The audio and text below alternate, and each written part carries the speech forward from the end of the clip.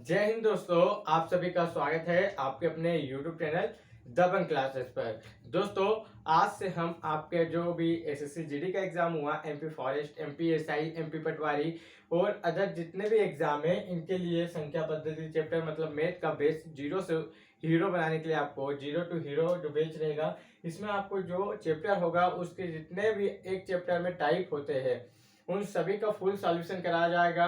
जहां ट्रिक लगेगी ट्रिक बताई जाएगी, जहां मेथड लगेगी मेथड बताई जाएगी और जहां कॉन्सेप्ट रहेगा कॉन्सेप्ट बताया जाएगा। जहां फार्मूले का यूज करना होगा वहां फार्मूले यूज करेंगे।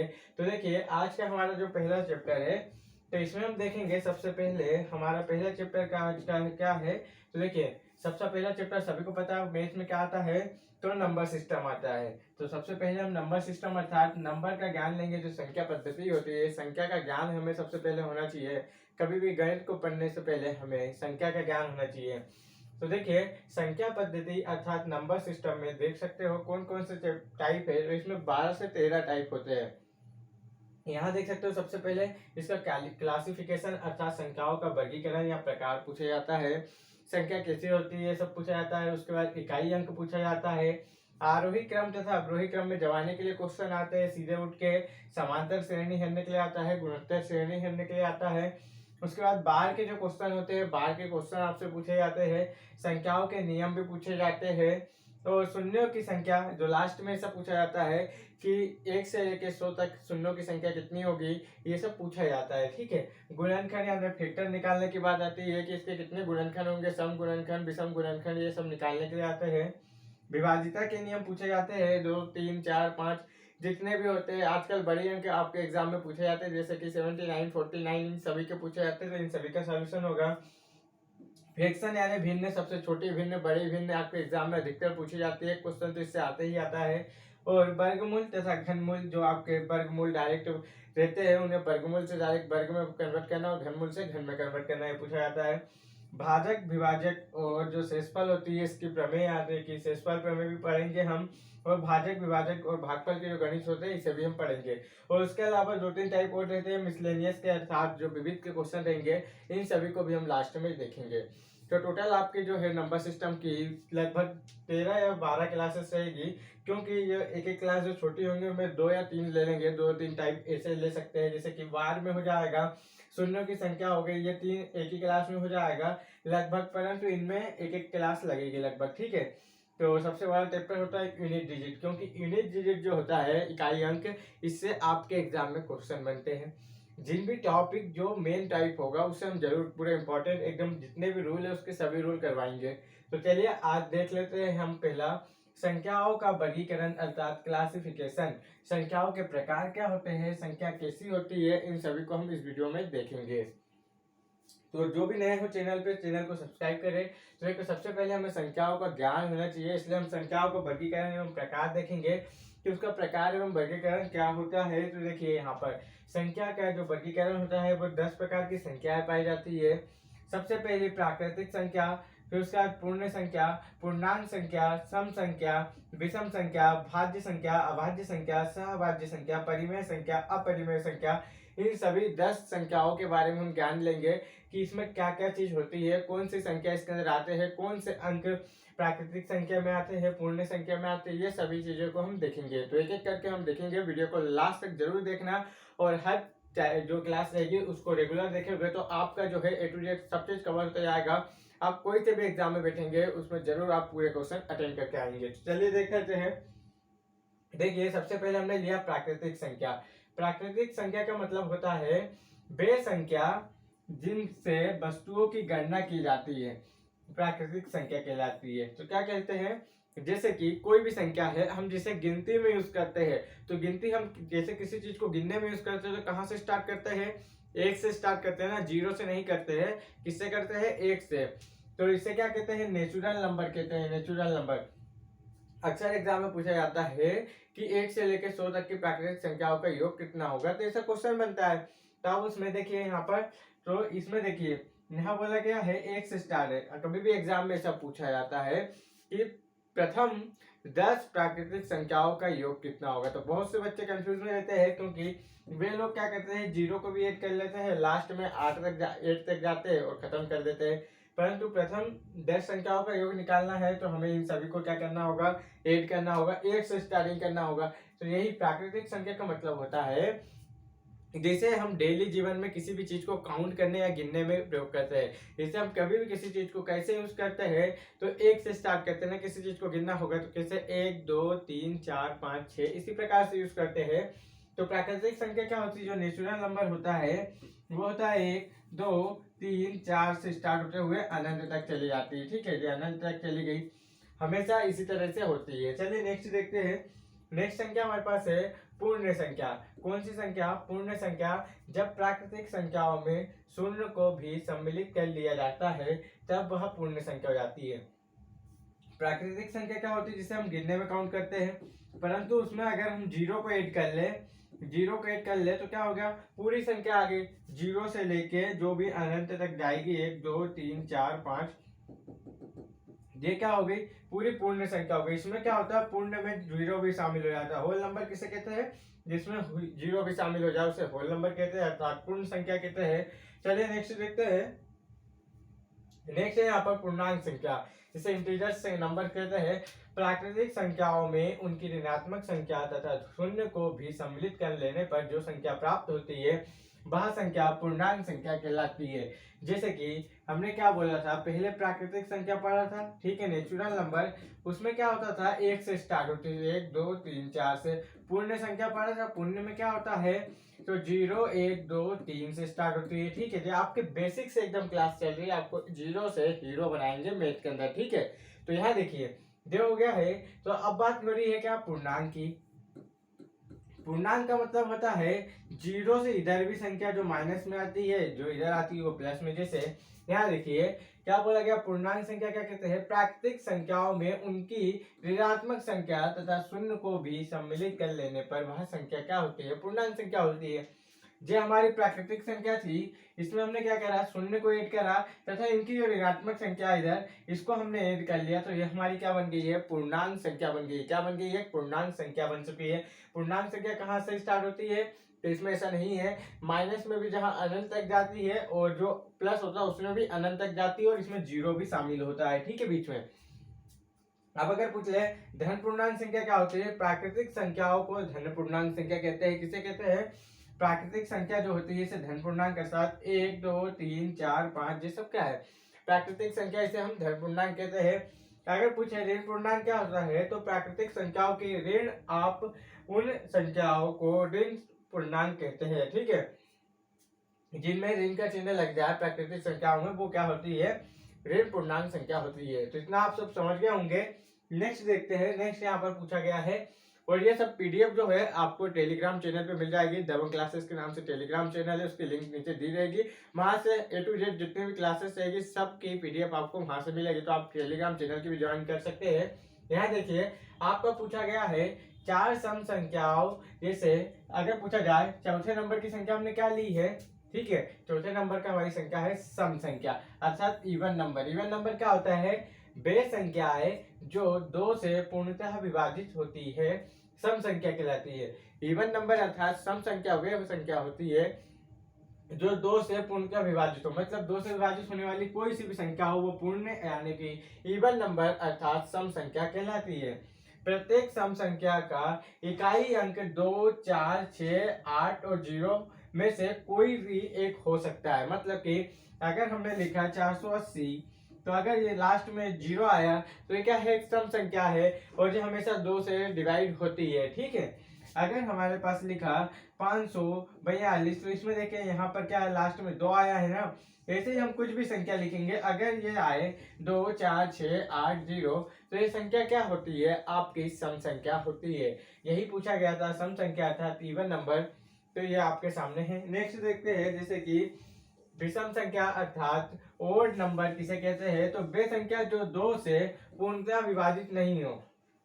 2 से विभाजित होगी तो वह सम संख्या यानी इवन नंबर कहलाएगी, और 2 से विभाजित नहीं होगी तो वह विषम संख्या अर्थात ओड नंबर कहलाएगी। इसमें जैसे कि हम देखें, एक क्या 2 से विभाजित होता है, नहीं होता है। 3 में भाग जाता है क्या, नहीं जाता, परंतु 4 में जाता है। फिर 5 में जाता है क्या, नहीं जाता है। 6 में जाता है 2 का। फिर 7 में जाता है क्या, नहीं जाता है। ऐसे ही अगर बात करें तो जितनी भी संख्या है जिनमें 2 से भाग नहीं जाता है वह कैसी संख्या होती है, विषम संख्या अर्थात ओड नंबर कहलाती है। जो आपके लिए नॉर्मल अभी क्लास चल रही है, ये इतना सभी को आपको संख्याओं के वर्गीकरण के बारे में पता रहना चाहिए ताकि आप आगे जान सके कि कौन सी संख्या कहाँ पर यूज करना है, क्वेश्चन कैसे बनते हैं, इन सभी के क्वेश्चन भी आपको करवाए जाएंगे। देखिए यहाँ पर पूछा गया है भाज्य संख्या कंपोजिट नंबर्स क्या होते हैं। वे संख्याएं जिनका एक बार स्वयं के अतिरिक्त कम से कम एक और गुणनखंड हो। ठीक है, वे संख्याएं जिनका स्वयं या एक से अतिरिक्त कम से कम एक और गुणनखंड हो तो भाज्य संख्या कहलाती है। जैसे मैं आपको बताता हूँ भाज्य संख्या क्या होती है। देखिए हमने एक लिए, एक नंबर माने तो एक क्या भाज्य संख्या है क्या, क्यों, क्योंकि देखिए इसमें भाग किस किस का जाएगा, तो एक का ही भाग जाएगा। ठीक है, किसका जाएगा, सिर्फ ओनली एक का जाएगा। अगर दो लेते हैं तो दो में किसका भाग जाएगा, एक का भाग जाएगा और दो का जाएगा। इसका दो अंक के जा रहे ना, तो देखिए जब दो अंक के जाएगा तो ये क्या होगी, अभाज्य संख्या होती है। ठीक है, अब देखिए तीन लेते हैं तो तीन में किसका जाएगा, एक और तीन का ही जाएगा। ठीक है, किसका जाएगा, एक और तीन का जाएगा, तो ये भी अभाज्य संख्या हो गई। जिसमें सिर्फ दो फैक्टर मतलब दो अंकों से भाग जाए वो क्या होती है, अभाज्य संख्या होती है। ठीक है, परंतु हमें क्या पढ़ना, भाज्य संख्या पढ़ना है। तो भाज्य संख्या क्या होती है, जैसे हमने चार ली है तो चार को देखे तो चार में देखिए किस किस संख्या से भाग जाएगा, एक से भाग जाएगा, दो से जाएगा, तीन से जाएगा, चार से जाएगा। ठीक है, किससे आएगा, चार से। तो यहाँ देखिए कितनी कितनी संख्याओं से भाग जा रहा है, एक, दो और तीन, तीन संख्याओं से भाग जा रहा है ना। परंतु अगर तीन से ज्यादा भी होगी तो भाज्य होगी, परंतु अगर तीन से ज्यादा होगी तो वह भाज्य होगी। और अगर दो संख्या या इससे कम हो, जैसे एक में सिर्फ एक अकेले का भाग जा रहा है तो ये अभाज्य हो गई। इसमें देखिए दो संख्याओं से भाग जाएगा मतलब एक खुद का भाग जाए और एक का भाग जाए तो वो अभाज्य संख्या होती है। परंतु एक से मतलब दो से ज्यादा हो गई, दो या तीन या तीन से अधिक, तीन या तीन से अधिक की बात कर ले तो क्या होती है, भाज्य संख्या होती है। अब ऐसे ही हम अगर आठ को देखें तो आठ के देखिए आठ के कितने सारे फैक्टर बन जाएंगे। देखिए एक से जाएगी, दो से जाएगी, चार से जाएगी, आठ से जाएगी, ये क्या हो गया, तीन से ज्यादा हो गया। ठीक है, इसे ही 10 को देखें तो 10 में भी देखिए एक से जाएगा, पांच से जाएगा, दो से जाएगा और 10 से जाएगा। ठीक है, ये देखिए इसी प्रकार से अगर तीन या तीन से ज्यादा फैक्टर बनते हैं, तीन या तीन से ज्यादा अंकों से वो संख्या भाग जाती है तो वह भाज्य संख्या यानी कि कंपोजिट नंबर कहलाती है। नेक्स्ट देखिए अभाज्य संख्या, जैसे मैं आपको बता रहा था दो लेंगे तो दो को क्या होता है, वो सबसे छोटी। हाँ, क्वेश्चन कैसा आएगा जैसे भाज्य संख्या में कि प्रथम पांच भाज्य संख्याओं का औसत क्या होगा। तो बहुत से बच्चे क्या करते हैं, दो से स्टार्ट करते हैं, दो, चार, छः, आठ और ये 10। इसको औसत निकालना होता तो औसत में सभी संख्याओं का योग बटे क्या किया जाता है, जितनी संख्या होती है सम बटे नंबर, मतलब सभी संख्याओं का योग बटे नंबर। तो देखिए यहाँ पर इनका डायरेक्ट ऐड कर लेते हैं टोटल। आपको ये नहीं पता कि सबसे छोटी सम संख्या कौन सी होती है, चार होती है। दो तो एक अभाज्य संख्या, क्योंकि इसके अंदर देखिए यहाँ पर दो ही संख्या से भाग जा रहा है। सबसे छोटी भाज्य संख्या पूछी जाती है तो वो चार होती है। अक्सर एग्जाम में पूछ लिया जाता है और अधिकतर बच्चे से गलत करके आते हैं। जैसे अगर इनको योग औसत निकालना है तो इसमें पांच से भाग दे देंगे, ये हो गया 10, ये 10 और ये 30 हो गया, 30 बटे 5 हो गया। परंतु ये क्या है, हमारा औसत कितना है, 6। तो ये क्या है, गलत है, क्योंकि हमें तो चार से बढ़ना था ना, क्योंकि चार सबसे छोटी होती। तो इसीलिए आपको बता रहा हूँ कि ऐसे कॉन्सेप्ट अधिकता पूछे जाते हैं कि सबसे छोटी भाज्य संख्या कौन सी होती है, तो वो होती है आपकी चार होती है। ठीक है, नेक्स्ट देखिए अभाज्य संख्या की बात कर रहे थे तो सबसे छोटी अभाज्य संख्या कौन सी होती है। तो अभाज्य संख्या के नियम है कि एक और स्वयं से भाग जाए।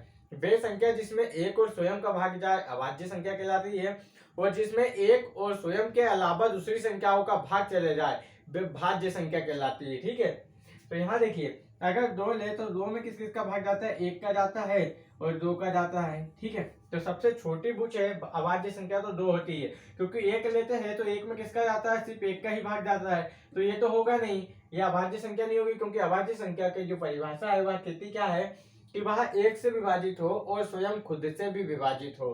तो देखिए यहाँ पर दो ही है ना सबसे छोटा, जो एक से विभाजित हो और स्वयं खुद से विभाजित हो। यहाँ देखिए तीन, तीन ले तो तीन में भी देखिए एक से विभाजित हो रहा है और किससे हो रहा है, तीन से हो रहा है। इसके अलावा किसी और से विभाजित होता है क्या, नहीं होता है। अगर 5 देखे तो 5 में भी देखिए 5 किससे विभाजित होता है, 1 से होता है और 5 से होता है, इसके अलावा किसी से भाग जाता है क्या, नहीं जाता है। ऐसे ही अगर 7 की बात करें तो 7 में देखिए 1 से और 7 से ही जाता है। परंतु अगर आप सोच रहे होंगे अब इसके बाद 9 लेना था, तो 9 में देखिए 9 में क्या होता है, 1 से जाता है, 3 से जाता है और 9 से जाता है। ये क्या हो गया, 3 हो गया ना, 3 फैक्टर, 3 संख्याओं से ज्यादा भाग जाएगा तो ये क्या हो गया, एक भाज्य संख्या हो गई। बात सिर्फ एक और स्वयं की हो तो वह अभाज्य संख्या होती है। चलिए नेक्स्ट देखते हैं, जैसे कि यहाँ पूछ लिया जाए सह अभाज्य संख्या किसे कहते हैं। तो सह अभाज्य संख्या ऐसी दो या अधिक प्राकृतिक संख्याएं जिनमें एक के अतिरिक्त कोई अन्य उभयनिष्ठ गुणनखंड ना हो, सह अभाज्य संख्या कहलाती है। जैसे आपको सभी को पता होगा, इसको अगर आपको एचसीएफ और एलसीएम आता होगा तो इसमें आप डायरेक्ट निकाल सकते हैं।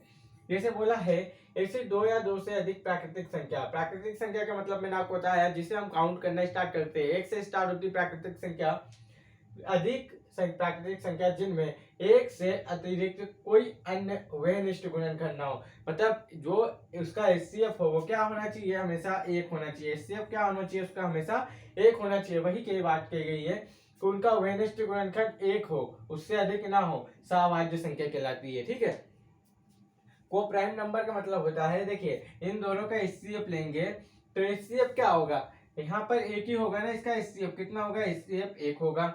5, 9, 11 की बात करें तो इनका एचसीएफ क्या होगा, एक ही होगा।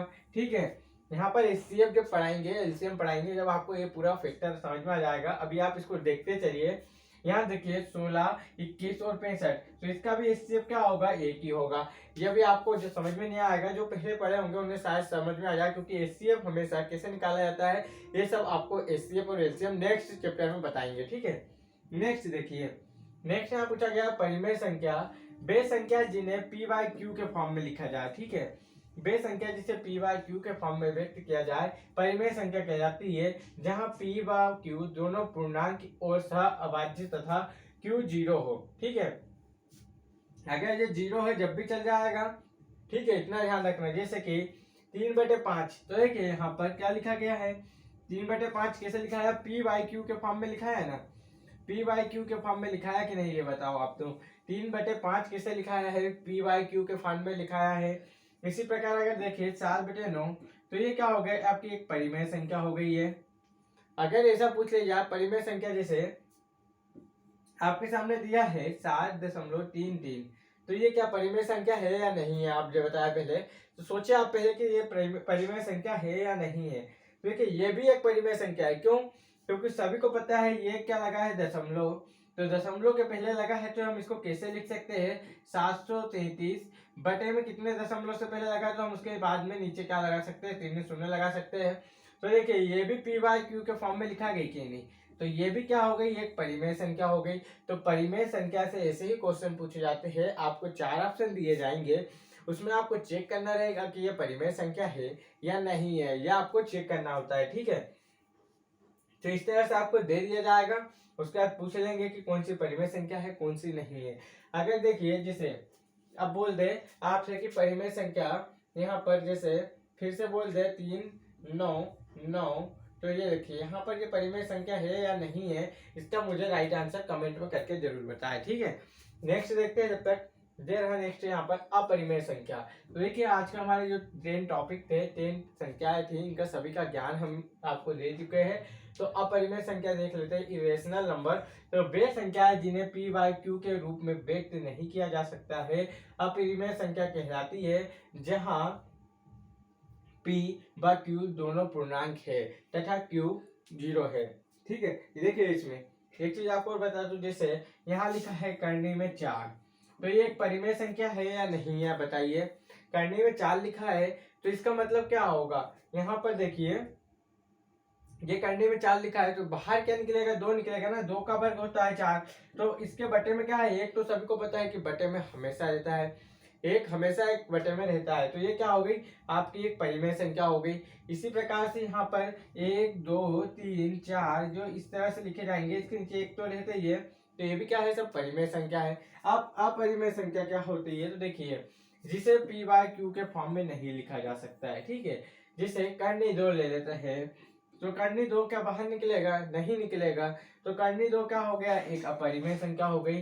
कर्णी 5 एक अपरिमेय संख्या हो जाती है, ठीक है। और कर्णी 7 एक अपरिमेय संख्या हो जाती है। और पाई, पाई का मान यहाँ तीन आप सोचेंगे 22/7 रख के डायरेक्ट निकल जाए, तो ऐसा नहीं है। ये तो एक मान माना गया है कि 22/7 उसको लिख सकते हैं, क्योंकि वो उसमें देखा होगा आपने, जब काटेंगे 22/7 को काटेंगे 3.144444 इस तरह से जाते जाएगा, इसका कोई अंत नहीं है। जिसका कोई अंत ना हो इसे हम क्या कहते हैं? अनावर्ती संख्या कहते हैं। क्या कहते हैं? अनावर्ती संख्या भी कहते हैं, ठीक है। अनावर्ती संख्या जो ग्रुप डी एग्जाम में अधिकतर पूछा जाता है, अनावर्ती और आवर्ती संख्या, ठीक है। तो अनावर्ती संख्या जिसका कोई अंत ना हो उसे अपरिमेय संख्या भी कहते हैं। और जो अंत हो जाए जैसे कि आवर्ती संख्या, तो हम इसे आवर्ती भी कह सकते हैं, ठीक है। तो इनसे अक्सर एग्जाम में क्वेश्चन बनते हैं। तो चलिए देखते हैं। और यहाँ पर जो हो गई, आप सब समझ गए होंगे कि अपरिमेय संख्या क्या होती है, परिमेय संख्या क्या होती है। इसके बाद जैसे कि हम आपको संख्याओं के बारे में थोड़ा सा और बता देते हैं कि इम्पोर्टेंट क्या क्या होता है और आपको मैथ कैसे कराएंगे। तो देखिए, सबसे पहले आप बात करें तो आपका रहेगा, जैसे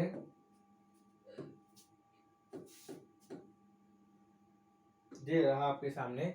तो आज से हमारा क्या हो गया? मैथ स्टार्ट हो गया। कोई सा भी एग्जाम हो आपका, उसमें आपको क्या होगा? 100% सिलेक्शन के वादा है, क्योंकि मैथ आप सभी को पता है कि आपके जो 33 चैप्टर होते हैं, 33 चैप्टर से बाहर आपका मैथ नहीं जाता। परंतु जीके जीएस ये क्या होता है, कहीं से भी पूछ सकता है। परंतु मैथ में यदि आपने 25 में से 25, कोई से एग्जाम में 25 पूछता है, कोई से में 20 पूछता है, कोई से में 30 पूछता है, कोई से में 35 पूछता है। अगर आपने मैथ जोरदार कर लिया आपका, तो मैथ के एक भी नंबर नहीं जाएंगे, तो आप कम से कम बहुत पास पहुंच जाते हैं सिलेक्शन के, ठीक है। जीएस जीके में आप कहां से पूछे, किसी को पता रहता है क्या? नहीं रहता है। इसलिए आपका जो है मैथ एकदम 0 से हीरो तक आपको बनाया जाएगा। यहाँ देख सकते हो 33 टॉपिक पूछे जाते हैं मैथ में, 33 चैप्टर होते हैं। तो आज का हमारा पहला चैप्टर है। इसमें हम जितने भी चैप्टर है उसमें जहाँ ट्रिक लगेगी, जहाँ मेथड लगेगी, जहाँ कॉन्सेप्ट लगेगा और जहाँ फॉर्मूले लगेंगे, वहां आपको हर जगह बताया जाएगा कि ट्रिक कहाँ यूज करना है, कहाँ मेथड यूज करना है, कहाँ कॉन्सेप्ट और कहाँ कॉन्सेप्ट आपका क्लियर। हर जो क्वेश्चन रहेगा उसमें आपको कॉन्सेप्ट क्लियर चलते चलेगा, जिससे कि आपको एक भी क्वेश्चन में परेशानी नहीं होगी और आप आसानी से सीख पाएंगे। तो चलिए देख लेते हैं। सबसे पहले हम यहाँ पर संख्याओं के बारे में थोड़ा सा और, तो अगर बात करें, सबसे पहले हम यहाँ देख सकते हैं, जैसे कि ये रहा हमारे पास दशमलव संख्या, ठीक है। अधिकतर क्वेश्चन में पूछा जाता है दशमलव संख्या से। क्या हो गया? डेसिमल्स जो नंबर्स होते हैं, इससे अधिकतर में एग्जाम में पूछा जाता है कि दशमलव संख्या कहाँ से स्टार्ट होती है। तो जो 10 अंक होते हैं शुरू के, कहाँ से? 0 1 2 3 4 5 6 7 8 9, और ये हो गए टोटल 10 नंबर। देखिए यहाँ पर ये 10 नंबर हो गए ना टोटल। ये दशमलव जो होता है, दशमलव पद्धति आप जो सुने होंगे, ये होती है दशमलव संख्या, डेसिमल नंबर, ठीक है। ये आपका डेसिमल नंबर है। इसमें क्या पूछा जाता है, जैसे कि कोई संख्या दे दी जाती है, कोई संख्या आपको दे दी जाएगी, क्या दे दी जाएगी? 5 4 3 2 1। अब इसमें पूछेगा कि इसका स्थानीय मान बताओ। जैसे बोल दे 5 का स्थानीय मान क्या होगा, 5 का स्थानीय मान बोलेगा, तो आपको क्या करना है, हमेशा ये देखना है कि वो किस स्थान पे है। जैसे कि यहाँ देख सकते हो ये किस स्थान पे, 5 इकाई दहाई सैकड़ा हजार 10,000, तो ये कितने पे है? 10,000वें स्थान पे। मतलब जो इसका स्थान इकाई मान क्या निकलेगा, तो ये इस तरह से हम इसके जितने भी पीछे अंक होंगे उतने 0 लगा देंगे। 1 2 3 4, 4 अंक लिखे हैं तो हम उसके पीछे 4 0 लगा देंगे, तो उसका स्थानीय मान निकल जाएगा। ये क्या हो गया? 5 का स्थानीय मान हो गया। अगर पूछे 3 का स्थानीय मान क्या होगा, तो 3 लिखेंगे, उसके पीछे कितने अंक है? 1 2, तो ये हमने 3 के पीछे 2 0 लगा दिए। क्यों? क्योंकि वहां उसके पीछे 2 अंक है। जितने अंक पीछे होंगे वहां उसका क्या होगा? स्थानीय मान होगा, ठीक है। क्या होगा? स्थानीय मान होगा। और अगर बात करें यहाँ पर ऐसे स्थानीय मान पूछा जाता है, तो इसी तरीके से एक और क्वेश्चन पूछा जाता है कि जातीय मान क्या होता है, ठीक है। तो यहाँ पर आप पहले तो जातीय मान लिखिए, ठीक है। जातीय मान को कहते हैं फेस वैल्यू, ठीक है, फेस वैल्यू। आप इसको इंग्लिश में जरूर याद रखें, क्योंकि आप हमेशा अंकित मान, अंकीय मान और यहाँ पर जाति मान, स्थानीय मान में कंफ्यूज हो जाएंगे। तो इसे क्या कहते हैं, जो जात होगी वो कैसी होगी, आपके फेस से डिपेंड करेगी ना, फेस पे। तो जात कैसी होती है, फेस पे डिपेंड करती है। आपकी जो जाति होती है तो किस पे डिपेंड करती है, कि फेस पे डिपेंड करती है, ठीक है। तो आपको क्या करना है, जो फेस वैल्यू होती है वो जो भी अंक, जैसे हमें संख्या दी है 5 4 3 2 एक संख्या दी है। अब अगर पूछ रहे जाति मान, तो जाति मान यहाँ देख सकते हो, जाति मान हम इंग्लिश में क्या कहते हैं, इसे फेस वैल्यू कहते हैं। क्या कहते हैं, फेस वैल्यू से इंग्लिश में कहा जाता है। तो यही फेस की बात करें तो जो अंक दिखे, अगर पूछे 4 का जाति मान क्या होगा, तो वही 4 हो जाएगा, ठीक है। 4 का जाति मान क्या होगा पूछ ले, तो जो 4 दिखेगा वही क्या होगा, 4 का जाति मान होगा। स्थानीय मान में क्या होता है, जो कितने स्थान, स्थानीय मान मतलब स्थान दिख रहा है ना, कितने स्थान पीछे है, तो बस उतने ही, जितने स्थान अंक के आगे होगा उतने जीरो लगाना है। और इस जाति मान जो कि यहाँ पर फेस वैल्यू होता है, फेस वैल्यू क्या होता है, जो भी अंक होगा वही उसका फेस वैल्यू होता है।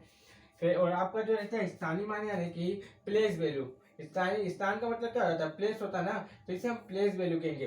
प्लेस वैल्यू का मतलब क्या हो जाता है, अगर पूछ ले कोई भी संख्या है, 5 का भी हमने जैसे बताया, तो ये कितने स्थान पीछे है, तो देखिए यहाँ पर 4 अंक के पीछे है, तो हमने 4 जीरो लगा दिए, तो यहाँ इसका स्थानीय मान कितना निकला, 50,000 निकल आया, ठीक है।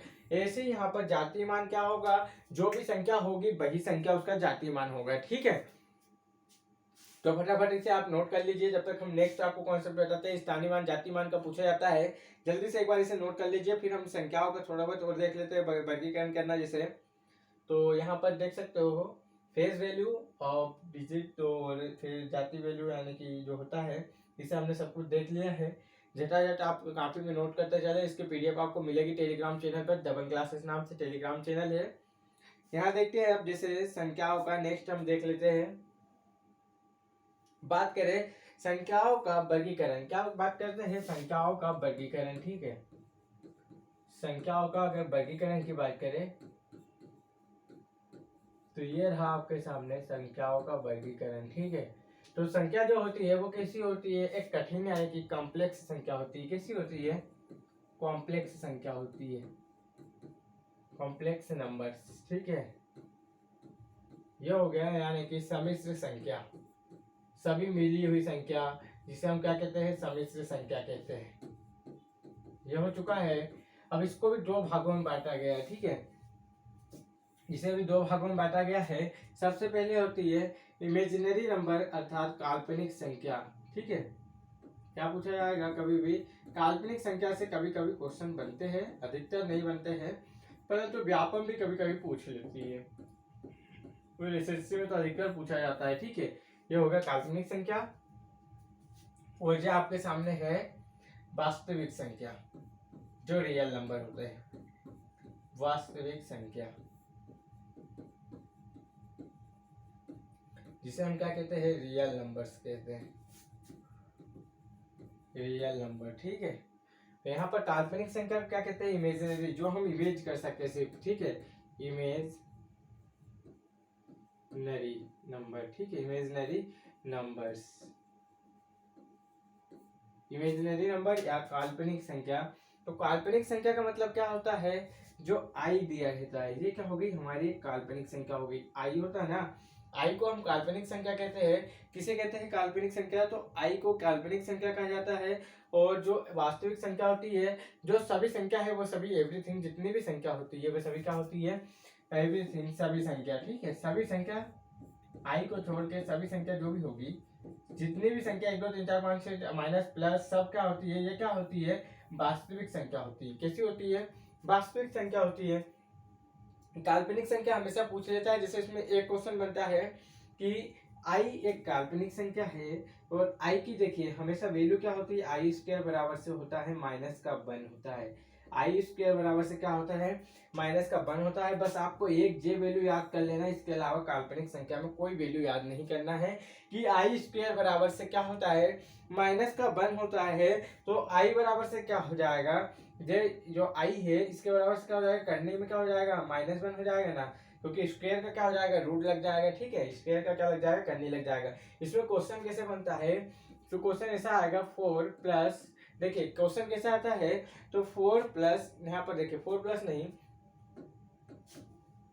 1 प्लस 4i का मान बताइए क्या होगा। तो यहाँ आपको देखिए क्या करना होता है, जैसे यहाँ पर क्या दिया हुआ है, आई हो गया, 1 हो गया, 1 का 1 रखे, 4 का 4 रखे, आई की वैल्यू कितनी है, करनी में 4 है, माइनस करनी में 4 है। तो इसी तरीके से आपसे पूछ लेगा, बस वहां पर आपको आई का मान पता होना चाहिए और कुछ नहीं पता होना चाहिए, ठीक है। इतना पूछा जाता है और कुछ नहीं पूछा जाता है, या तो आपको जोड़ने के लिए बोल रहेगा या घटाने के लिए बोल रहेगा। आपको आई स्क्वायर का मान जब -1 पता होगा तो आप आई का मान वैसे निकाल सकते हैं, क्योंकि आई को करनी में दे देंगे, 1 माइनस में हो जाएगा तो क्या हो गया, आई का मान निकल जाएगा। तो इतना मान आपको पता रहना चाहिए, ठीक है।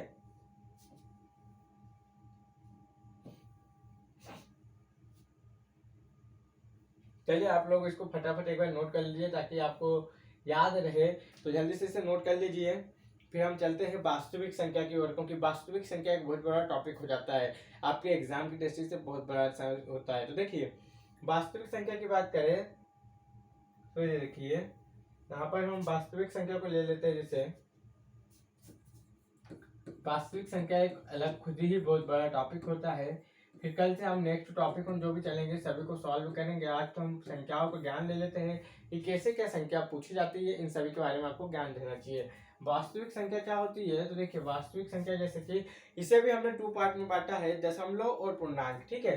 दशमलव होता है एक होता है दशमलव या भिन्न, जो दशमलव में हो या भिन्न में हो, ठीक है। और एक होता है पूर्णांक, जो भी पूर्ण खुद ही अंक हो वो पूर्णांक हो जाते हैं।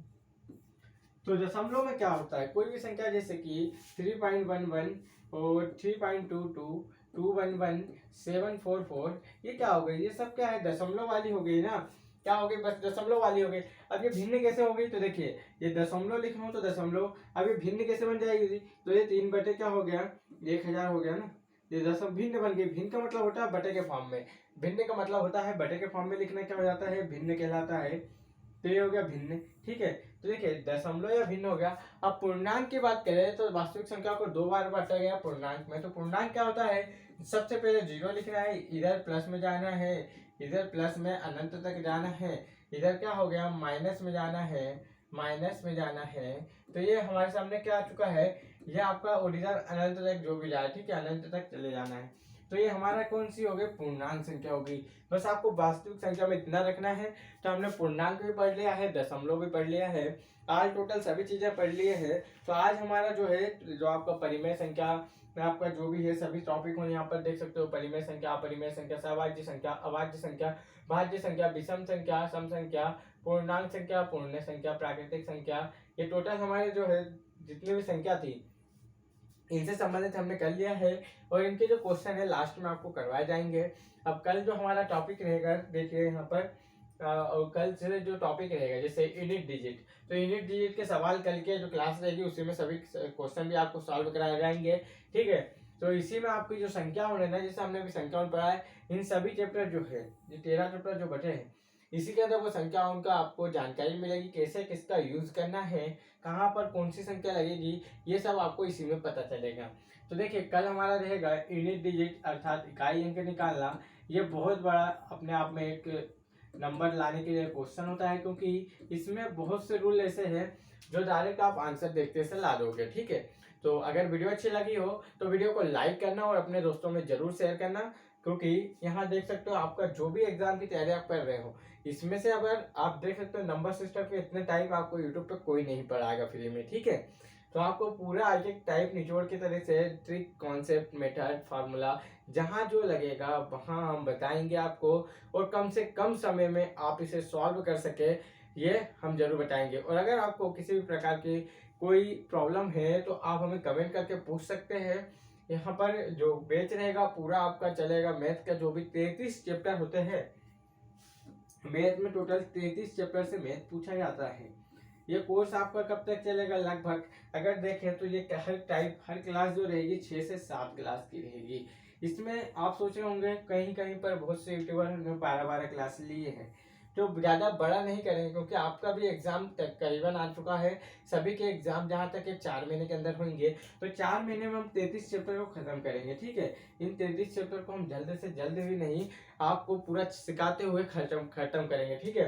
तो यहाँ देख सकते हो आप हमारे पास जैसे कि छोटे छोटे जो टॉपिक रहेंगे उनमें दो दो तीन तीन जो टाइप रहेंगे उनको एक एक घंटे में खत्म कर लेंगे। और वीडियो अच्छा लगा तो लाइक करना और कोई समस्या हो तो कमेंट करके जरूर बताना।